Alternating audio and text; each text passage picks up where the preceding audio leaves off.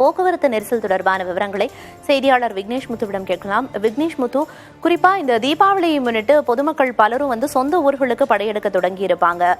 புறநகர் பகுதிகளில் எந்த அளவுக்கு போக்குவரத்து நெரிசல் மிகுந்து காணப்படுது? குறிப்பிட்ட ஒரு இடத்தை அடையிறதுக்கு எவ்வளவு காலதாமதம் ஆகிறதா வாகன ஓட்டிகள் சொல்றாங்க?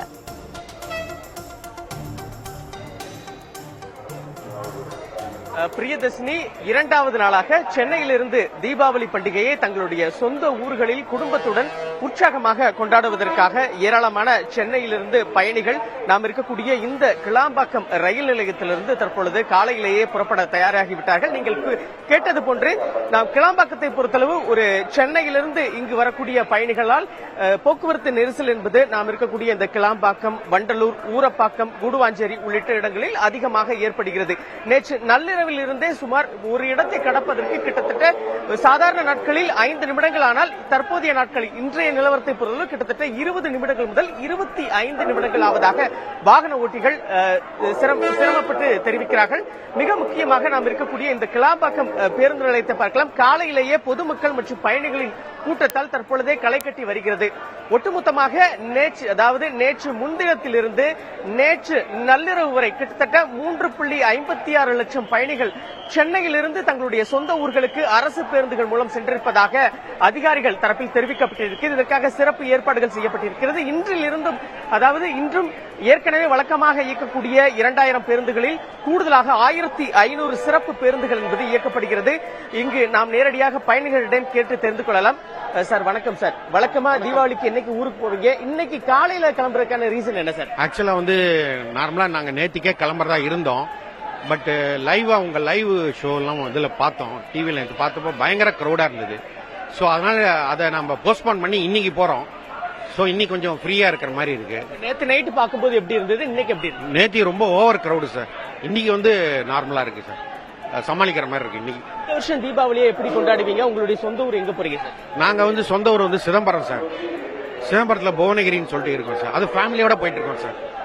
ஸோ அங்க போய் நல்லா குதூகலமா கொண்டாடலான்னு இருக்கோம் சார். நன்றி சார் உங்களுடைய. அதே போன்று இங்க இருக்கக்கூடிய பேருந்துகளை பொறுத்தளவு நாம் நேரடியாக பார்க்கலாம். முன்பதிவு செய்வதற்கான அந்த நம்பர், கடமன், எத்தனை மணிக்கு இங்கிருந்து பேருந்துகள் இயக்கப்படும் என்ற முழுமையான விவரங்கள் கொடுக்கப்பட்டிருக்கிறது. பயணிகளை பொறுத்தளவு தங்களுடைய சொந்த ஊர்களுக்கு எந்தவித சிரமமும் இன்றி செல்வதற்கான அனைத்து வித ஏற்பாடுகளும் செய்யப்பட்டிருந்தாலும் இந்த போக்குவரத்து நெரிசல் ஒரு பக்கம் வழக்கமாக தங்களுடைய ஊர்களுக்கு, தங்களுடைய கிராமங்களுக்கு செல்லக்கூடிய இங்கு உள்ளூர் பயணிகளுக்கு கடுமையான சிரமம் என்பது ஏற்பட்டிருக்கிறது. கூடுதலாக காவல்துறையினர் பகலிலும் போடப்பட்டு அந்த போக்குவரத்து நெரிசலை சரி செய்வதற்கான நடவடிக்கைகளில் அதிகாரிகள் ஈடுபட வேண்டும் என்று பயணிகளும் வாகன ஓட்டிகளும் கோரிக்கை விடுத்திருக்கிறார்கள். பிரியதர்ஷினி, தீபாவளியை முன்னிட்டு பஸ் போக்குவரத்துல எந்த அளவுக்கு முன்பதிவு எல்லாம் முன்னரே செய்யப்பட்டிருக்கு, போக்குவரத்து நெரிசல் எந்த அளவுக்கு இருக்கு அப்படின்னு குறிப்பிட்டீங்க. களத்திலிருந்து தகவல்களை வழங்கியதற்கு நன்றி விக்னேஷ் முத்து. தொடர்ந்து பேருந்து பயணம் குறித்து செய்தியாளர்கள் குறிப்பிட்டதை பார்த்தோம். அடுத்ததாக ரயில் பயணம் எந்த அளவுக்கு கடும் கூட்டம் நிறைந்து காணப்படுகிறது என்பது தொடர்பான செய்தியை பார்க்கலாம். திருப்பூரில் உள்ள 95 விழுக்காடு பின்னலாடை நிறுவனங்கள் தீபாவளி விடுமுறை அறிவித்து போனஸ் வழங்கியதால் வெளி மாவட்ட மற்றும் வெளி மாநில தொழிலாளர்கள் சொந்த ஊர்களுக்கு கிளம்பிச் சென்றனர். இதனால் கடும் போக்குவரத்து நெரிசல் ஏற்பட்டது. கோவையிலிருந்து சென்னை செல்லும் இன்டர்சிட்டி ரயில் வழக்கத்திற்கு மாறாக நிரம்பி வழிந்தது. பயணிகள் ஒருவருக்கொருவர் முண்டியடித்துக் கொண்டு படிக்கட்டுகளில் நின்றபடி ஆபத்தான முறையில் பயணம் மேற்கொண்டனர். வழக்கமாக 2 நிமிடம் நிற்கும் ரயில் கூட்டம் காரணமாக திருப்பூரில் 10 நிமிடங்கள் நின்று சென்றது.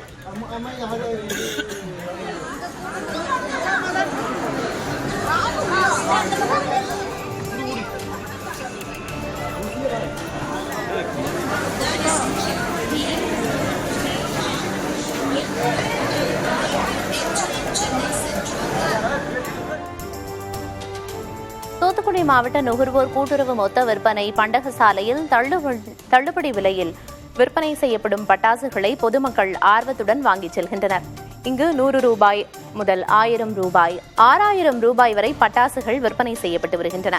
குறிப்பாக குழந்தைகளை கவரும் வகையில் lemon tree, helicopter, Avengers, angels, colour smoke, cartoons, monster உள்ளிட்ட 200க்கும் மேற்பட்ட ரகங்களில் பட்டாசு விற்பனைக்கு வைக்கப்பட்டுள்ளன.